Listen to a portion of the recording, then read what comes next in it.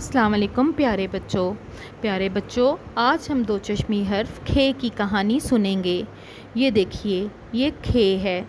जब भी हर्फ काफ दो चश्मी हे के साथ मिलता है तो ये खे बन जाता है। काफ की आवाज़ का जबकि खे की आवाज़ ख होती है, जो कि एक भारी आवाज़ है। मेरे साथ इन आवाज़ों को दोहराइए। खे ख, खे ख।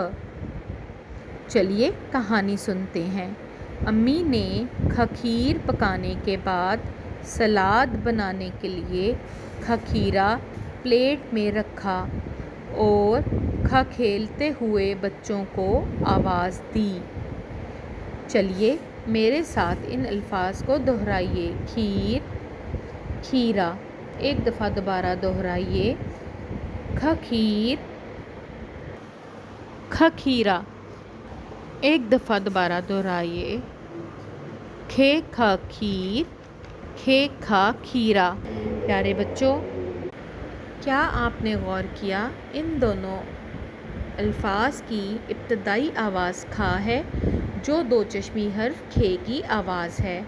प्यारे बच्चों, आप इसी तरह से दो चश्मी हरूफ, उनकी आवाज़ें, उनकी बनावट और उनसे बनने वाले अल्फाज की मश्क करते रहिए। अगले सबक में अगले दो चश्मी हर्फ के साथ मुलाकात होगी। तब तक के लिए अल्लाह हाफ़िज़।